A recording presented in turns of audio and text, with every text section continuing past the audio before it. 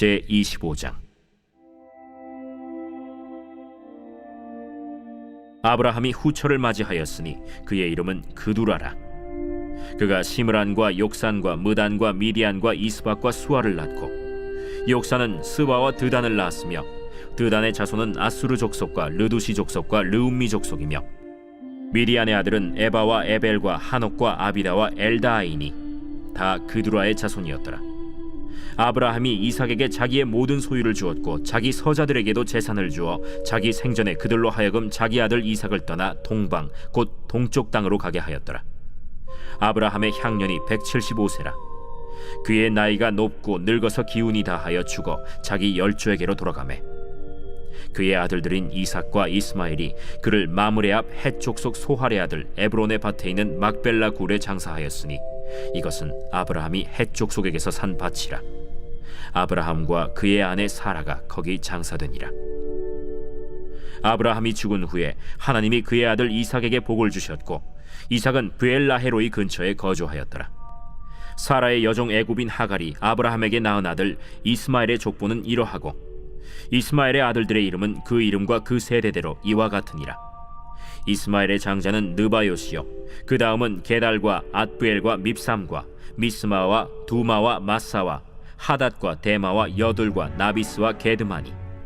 이들은 이스마엘의 아들들이요 그 촌과 부락대로 된 이름이며 그 족속대로는 12 지도자들이었더라.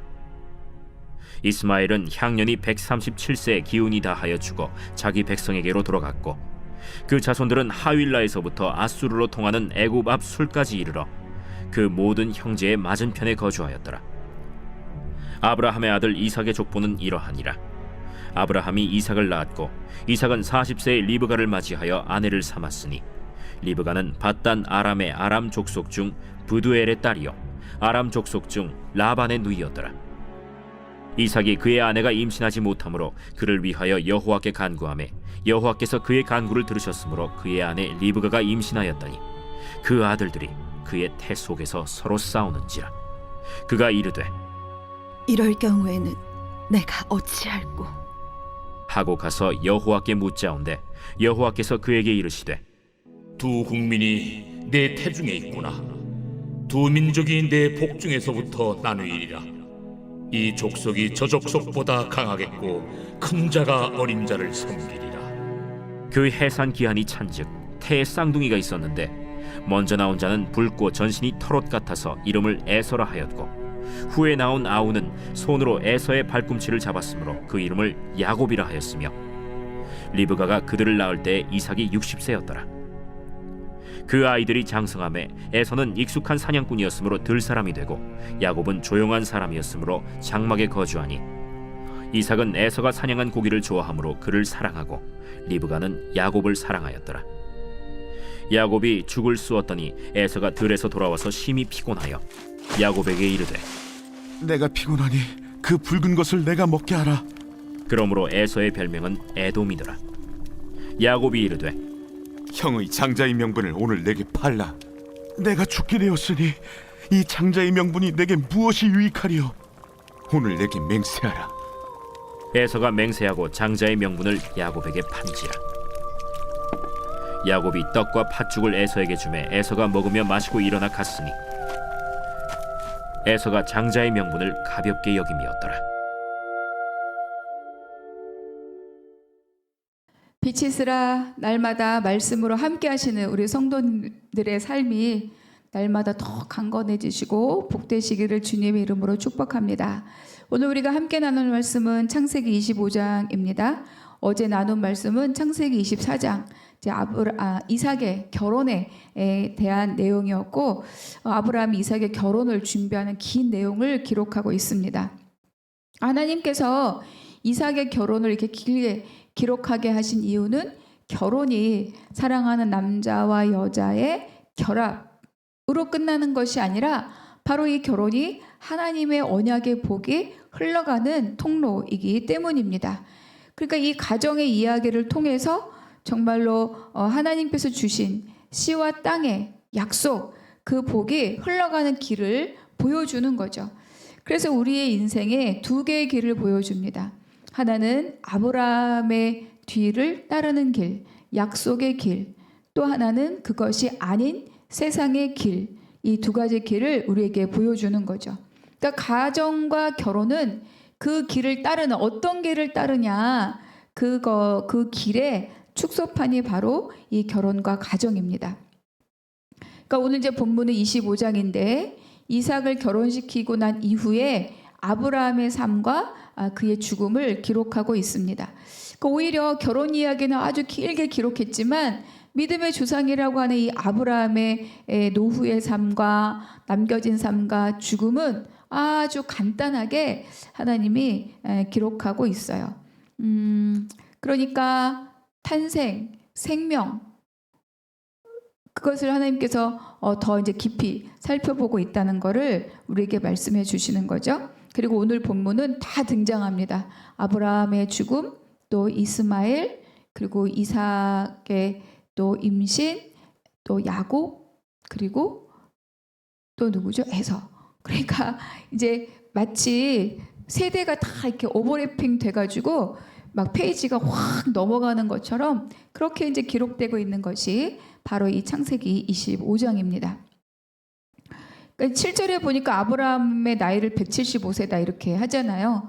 그러니까 이삭을 결혼시키고도 이제 한 35년 더 삶을 살았던 거죠. 그러니까 사라를 보내고 막벨라굴에서 장사하고 그리고 이삭을 결혼시키고 그 이후에 이제 이 아브라함의 삶이 어떠했는가? 앞장에서도 하나님이 그에게 복을 주셨다라고 했는데 오늘 1절 아브라함이 후처를 맞이하였으니 그의 이름은 그두라라.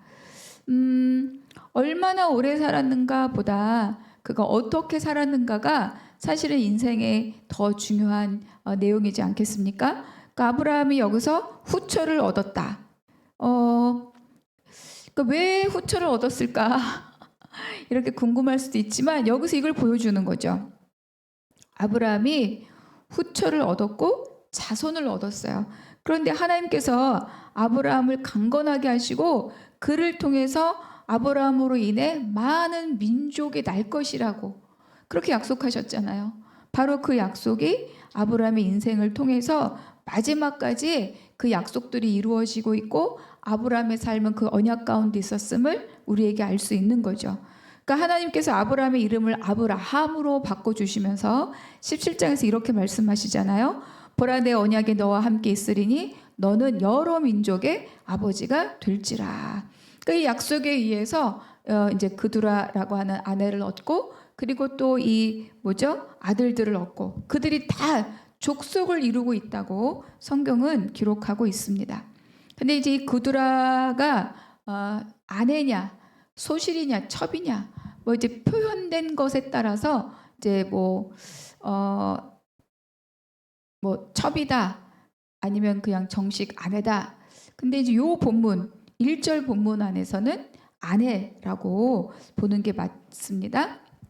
그래서 아브라함은 이제 그 후에 자기의 죽음을 어떻게 준비하고 있는가? 5절과 6절 아브라함이 이삭에게 자기의 모든 소유를 주었고 자기 서자들에게도 재산을 주어 자기 생전에 그들로 하여금 자기 아들 이삭을 떠나 동방 곧 동쪽 땅으로 가게 하였더라. 아브라함이 이삭에게 모든 소유를 주었어요. 너무 당연하지 않습니까? 이 오직 이삭만이 하나님의 언약 가운데 있는 상속자이기 때문에 그래서 모든 소유를 주었다. 그러니까 이것은 기본적으로 소유물, 재산 뿐만 아니라 뭘 주었어요? 하나님께서 아브라함에게 주신 모든 언약을 말합니다. 내가 너를 통한 씨의 번성, 또 땅의 약속, 민족의 약속 이것이 다 뭐예요? 그대로 이삭에게 흘러갔음을 말해주는 거죠. 그러니까 이 모든 것은 오직 이삭에게만 허락된 겁니다. 이삭만 하나님의 언약 가운데 있는 유일한 상속자였기 때문인 거죠. 그래서 이것을 위해서 그두라를 통해서 얻은 이 아들들에게 자기의 분깃을 자기의 재산을 다 나누어 줍니다. 그리고 이삭을 떠나서 멀리 가도록 조치를 한 거죠. 이것은 결국 이삭을 보호하기 위함입니다. 그래서 다시 돌아와서 이삭을 해하거나 이러지 못하도록 그들이 충분히 살만한 그리고 대접받았다라고 할 만큼 재산을 다 나누어 줘서 이 이삭을 보호하고 그 언약을 상속받게 하고 그리고 그 땅을 주인으로 지키는 자로 이 이삭을 또 지켜주기 위해서 아브라함은 다 조치를 취한 거죠. 사실 이제 여러 주석자들은 아브라함이 이 그두라뿐만 아니라 많은 또 처첩들이 있었을 거라고 이야기를 하기도 합니다. 명시되지 않았을 뿐. 그런데 어쨌든 아브라함은 하나님의 언약만큼 하나님이 주신 아들이 이 언약 가운데 있는 이 누구예요? 이삭에게 온전하게 전달하기를 원했고 그 조치를 다 미리미리 해놓는 거죠. 여러분 우리가 재물이 많든 적든 나의 죽음을 미리 준비하는 것은 굉장히 중요한 일입니다. 나의 인생의 마감을 내가 어떻게 할 것이냐 그걸 생각할 때 내가 무엇을 남길 것이냐를 정할 수 있죠. 그냥 막 뭐 좋은 거 있으면 좋겠다라고 막 정신없이 살다 보면 정말 필요한 것을 남기지 못했다고 죽음 앞에서 후회하는 사람들이 그렇게 많다고 하잖아요. 그러니까 나는 나의 죽음이 어떠하면 좋을지를 생각해보고 그것을 위해서 일정한 시간 이후에 나의 삶을 미리미리 준비하는 것도 너무 중요합니다. 우리가 자녀들에게 진정하게 남겨줘야 될 것이 무엇인지를 알고 그것을 준비하고 남겨놓는 것이 너무 중요하죠. 그래서 아브라함은 부르심 받은 이후 100년을 살았습니다. 그러니까 아브라함은 하나님의 약속대로 자기 열조에게로 돌아갔다. 8절 그의 나이가 높고 늙어서 기운이 다하여 죽어 자기 열조에게로 돌아가매. 그러니까 7절에 아까 이제 잠깐 봤는데 향년의 나이, 향년 175세. 이 향년이란 말의 원어적 의미는 하루하루 쌓인 날들이라는 그런 의미가 있어요. 그냥 175세 통으로 딱 보는 게 아니라 하루하루 쌓여서 175세라는 나이가 되었다. 근데 그 나이가 높고 늙어서 죽어 자기 열조로 돌아갔다. 그러니까 하루하루가 쌓인 그 삶이 하나님 앞에 만족스럽고 하나님 앞에 부요하고 하나님의 은혜를 누리는 그런 삶이 되었던 거죠. 여러분 하루하루가 쌓여 인생이 됩니다. 제가 2번 말하지 않아도 다 아실 거예요. 뭐 오늘 미루고 내일 또 오늘 미루고 내일 하다 보면 너무너무 많은 시간들이 허비되고 그리고 이제 후회되는 삶을 살 경우가 너무 많이 있죠. 여러분 우리가 할 일은 오늘 하루를 하나님 앞에서 부끄러움 없이 오늘 하루를 하나님 앞에 성실하게 오늘 하루를 정말 믿음으로 강건하게 그랬을 때 나중에 그가 아버지 앞에 하나님 앞에 복되게 살았다 이런 결론이 나는 거지 나중에 언젠가 하겠다고 해서는 우리가 하나님과 더불어 동행하는 삶을 살기가 매우 어렵습니다. 그래서 오늘 하루가 우리 성도님들 오늘 하루가 하나님 앞에 만족스러운 그런 날이 되시기를 주님의 이름으로 축복합니다. 열조에게로 돌아갔단 말이 이제 이 죽음이 끝이 아니라는 거죠. 또 새로운 시작이라는 의미로 우리에게 다가옵니다. 9절 그의 아들들인 이삭과 이스마엘이 그를 마모레 앞 해쪽 속 소알의 아들 에브론의 밭에 있는 막벨라 굴에 장사였으니 이것은 아브라함의 해쪽 속에게서 산 밭이라 아브라함과 그의 아내 사라가 거기 장사되니라. 이제 이 아브라함이 죽자 이삭은 너무 당연하고 떠났던 이스마엘이 와서 같이 장례를 치릅니다. 근데 여기 이렇게 말하고 있어요. 마므레 앞 해쪽 속 소알의 아들 에브론의 밭에 있는 막벨라 굴에 장사하였으니 이것은 아브라함이 해쪽 속에 산 밭이라. 막벨라 굴에 장사였다 이렇게도 기록해도 될 것을 아주 장황하게 해쪽 속 또 소알의 아들 에브론의 밭에 있고 해쪽 속에 산 밭이 값을 치른 밭이다 이거를 굉장히 상세하게 여기서 명확하게 다시 한번 길게 기록하고 있어요. 무엇입니까? 소유권이 아브라함에게 있다. 이건 아브라함이 값을 치르고 산 땅이다. 값을 치르고 산 굴이다. 소유권이 있는 내 땅이다. 이거를 말해주고 있는 거죠. 그래서 이거는 아브라함 소유권이 아브라함에게 있다와 동시에 그 후손들에게도 이스라엘 백성들에게 이 땅에 소유권이 있다는 것을 다시 한번 명확하게 이야기해 주는 겁니다. 그래서 아브라함은 자기 소유가 된 그 땅에 묻힙니다. 이 막벨라 굴의 소유권은 지난번 23장에도 이야기했던 것처럼 이스라엘 백성들에게 다시 이 땅으로 돌아올 수 있는 땅의 근거, 약속의 근거인 거죠. 아브라함은 언약의 상속자. 그래서 씨로 이삭을 남겼다면 땅으로는 막벨라 굴을 남겼다. 땅의 통치권이 내 것임을, 이 땅의 주인이 우리임을, 이스라엘임을, 내 후손임을 이렇게 막벨라 굴로 남겼다고 할 수 있을 것 같습니다. 우리는 각자 인생에서 무엇을 남길 것인가? 어제 또 아까도 살펴본 것처럼 없어질 땅의 것을 남기려고 여러분 애쓰지 마십시오. 없어지지 않을 하늘의 것을 남기는 인생을 살기로 결단하고 그것을 남기는 또 저와 우리 사랑하는 성도님들이 되시기를 주님의 이름으로 축복합니다. 11절 아브라함이 죽은 후에 하나님이 그의 아들 이삭에게 복을 주셨고 이삭은 부엘라 헤로의 근처에 거주하였더라. 11절에서 명확하게 다시 한번 이야기하잖아요. 아브라함의 복이 누구에게 갔습니까? 아브라함에게 주신 하나님의 복이 그의 아들 이삭에게 갔어요. 여러분 내게 주신 하나님의 복이 더 창대해져서 여러분의 자손들에게 흘러가기를 축복합니다. 그러니까 하나님은 아브라함은 세상을 떠났지만 하나님은 살아계시잖아요. 그러니까 하나님의 복이 살아계신 하나님의 복이 아들 이삭에게 흘러가죠. 하나님이 이삭에게 이제 복을 주시는 거예요. 아버지는 떠났고 그렇죠. 아버지의 생명은 유한하지만 하나님은 무한하신 살아계신 그런 하나님이십니다. 그래서 하나님의 씨와 땅의 언약은 아브라함의 죽음으로 끝나는 것이 아니라 누구에게 그의 상속자, 그의 아들, 그의 언약의 약속된 아들에게 이어지고 있는 거죠. 인간은 한 역사가 끝나고 한 역사가 시작되는 것 같지만 살아계신 하나님의 역사는 계속 지속적으로 흘러가고 있습니다. 그래서 이 복은 또 어떻습니까? 예수 그리스도를 통하여서 우리에게까지 온 복입니다. 여러분 우리에게 하나님의 언약이 있습니다. 우리에게 하나님의 씨와 땅의 약속이 있어요. 그것을 반드시 기억하시기 바랍니다. 우리도 하나님의 복의 계승자들입니다. 이어서 다시 이제 족보가 또 이어집니다. 18절까지 하갈의 아들 이스마엘의 후예들에 대한 기록이 이어지고 또 이삭에 대한 기록이 이어집니다. 12절 사라의 여종 애굽인 하갈이 아브라함에게 낳은 아들 이스마엘의 족보는 이러하고 하나님은 아브라함이 거의 정말 반강제적으로 내보냈지만 하나님은 이 이스마엘을 기억하고 계시죠.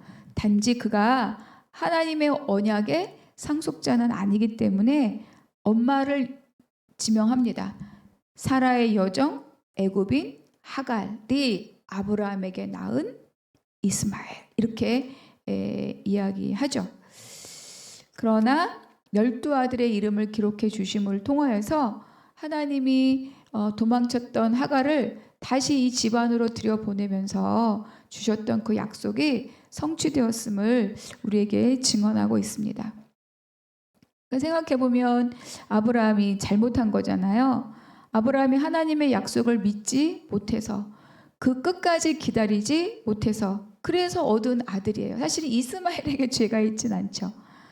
그러니까 그럼에도 불구하고 하나님이 그래서 하갈을 통해서 이스마엘에게 족속을 약속하셨고 그리고 족속을 이루었음을 말해줍니다. 이 장면에서 정말 이 이스마엘을 향한 하나님의 그 애잔한 사랑 그런 내가 이스마엘 내가 너를 기억하고 있어 그런 하나님의 사랑이 느껴집니다. 여러분 근데 우리가 넘어지고 쓰러져도 우리를 향한 하나님의 사랑은 변개함이 없으시죠. 그 사랑이 우리에게도 동일하게 흘러오고 있음을 믿고 강건해지시기를 바랍니다. 그래서 아주 짧게라도 하나님이 이스마엘을 향한 그 사랑의 마음이 이 족보에 나타나는 거죠.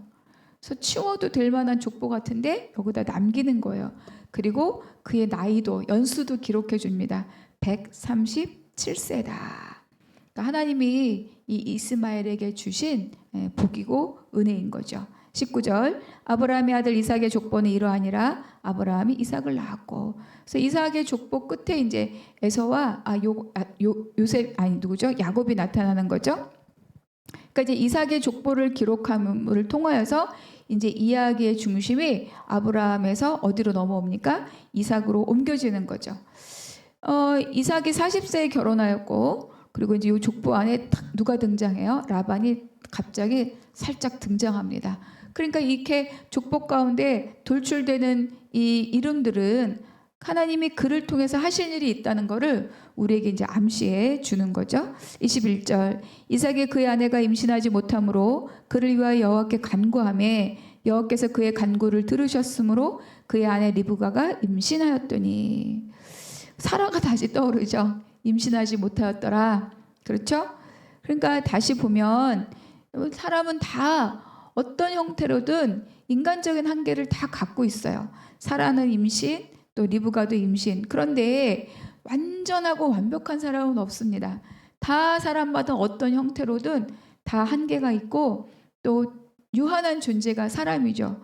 그것을 뛰어넘는 것은 뭡니까? 오직 하나님 한 분의 약속과 그분의 일하심, 그분의 역사밖에는 없다는 것을 우리에게 다시 한번 알려주고 있습니다.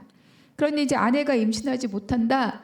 이것에 대한 이삭의 반응이 달라요. 아버지와는. 그래서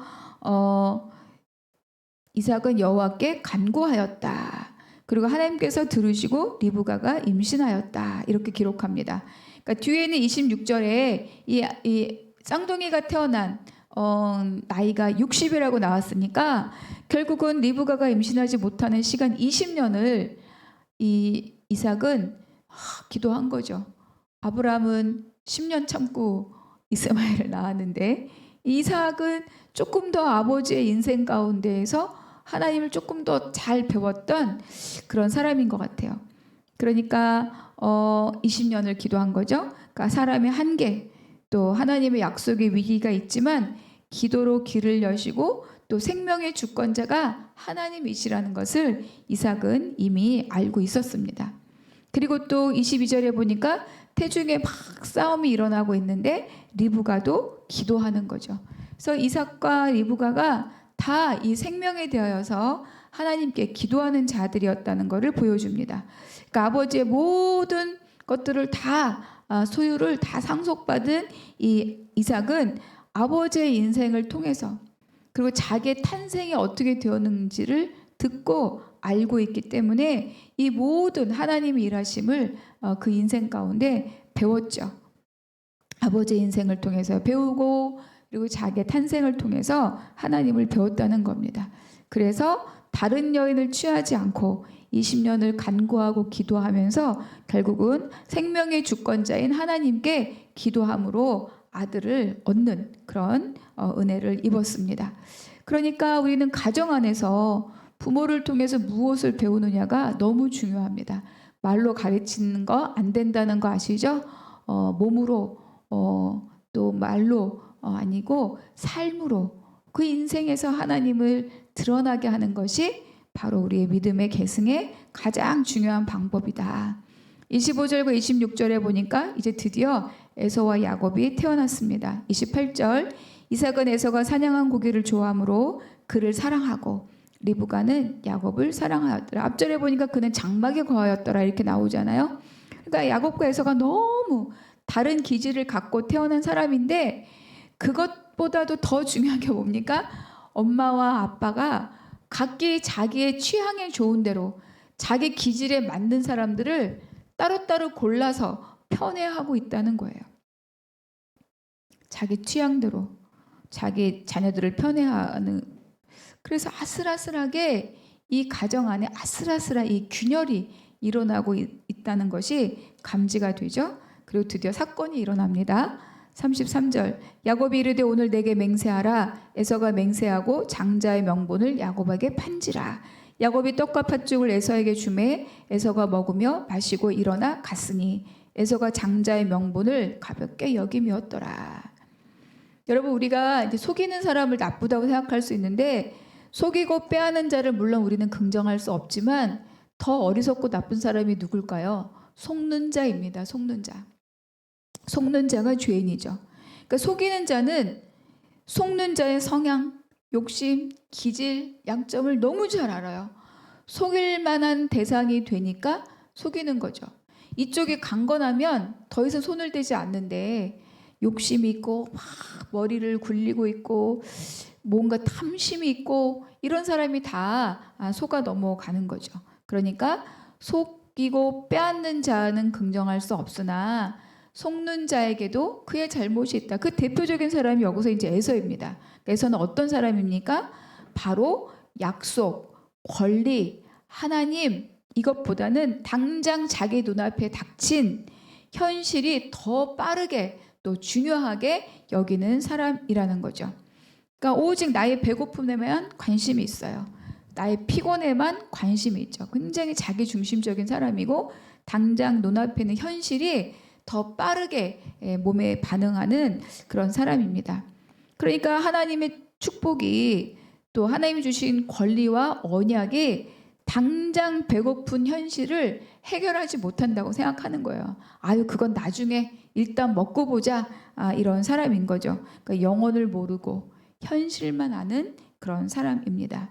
그런데 여러분, 에서만 그렇지 않습니다. 우리도 지금만 해결될 수 있으면, 이 문제만 해결된다면 하나님 나라와 그 약속과 그 언약과 그 복음의 권리들은 나중에 이 문제가 해결된 다음에 나중에 내가 하겠다 이렇게 생각하는 사람들이 또 얼마나 많이 있습니까? 저나 여러분 모두가 다 이 지점에서 우린 아니다라고 말할 수 없어요. 그래서 지금 당장의 문제 때문에 하나님 나라와 그 언약을 소홀히 취급할 때가 우리에게도 있다. 그래서 에서의 이 모습 안에서 우리는 나의 모습을 발견할 수 있습니다. 그래서 약속이 있지만 불확실하잖아요. 오늘이 될지 10년 후가 될지 내 자손 때에 될지. 그러니까 약속이 있는데 불확실하기 때문에 당장 눈앞에 보이고 손에 잡히는 이 결과물을 내가 먼저 얻고 그거를 하겠다라고 생각하는 경우들이 많이 있다는 거예요. 자녀들에 관한 거, 나의 믿음의 성숙에 관한 거, 이런 모든 것들 다. 그러니까 우리 안에 다 에서가 있다. 에서 이 멍충이 어떻게 팥죽을 팔아? 아닙니다. 팥죽은 그에게 지금 당장 시급한 현실의 문제였잖아요. 근데 우리에게 팥죽과 같은 배고픔과 같은 현실의 문제가 당장 급하게 보여지는 현실의 문제가 없습니까? 있죠. 그러니까 우리가 그때 어떻게 하느냐. 이거를 우리가 여기서 찾아보면 나의 모습은 어떤지 찾아보면 좋을 것 같습니다. 오늘 이제 25장 마무리하면서 오늘 나에게 주시는 한 구절, 그 안에서 나는 어떤 하나님을 발견하고 있는가. 두 번째, 아브라함이 그 이삭에게 하나님의 상속권을 남기기 위해서 죽음을 준비한 것처럼 우리는 무엇을 남기기 위해서 어떤 준비를 하고 있는가. 또 세 번째, 나의 삶 속에서 에서와 같은 면은 없는지. 또 속이는 자이지만 야곱은 정말 하나님의 장자권을 갈망하잖아요. 하나님의 그 권리, 약속을 붙들고 그것을 소유하고 싶어하죠. 나에게 에서의 모습은 없는지, 나에게 야곱의 모습은 없는지 또 한번 찾아보시고 또 믿음으로 고백하는 하루가 되시기를 바랍니다. 기도하겠습니다. 하나님 감사합니다. 아브라함의 죽음의 기록 가운데 그가 하나님께서 허락하신 약속을 아들 이삭에게 남기기 위하여서 많은 주변을 정리하였음을 발견하게 됩니다. 하나님, 또 저의 자녀들에게, 저의 가정에 하나님의 유업을 남기기 위해서 내가 무엇을 해야 될지 기도하고 깨닫게 하여 주시고 그것을 실행할 수 있는 믿음의 사람이 되게 하여 주시옵소서.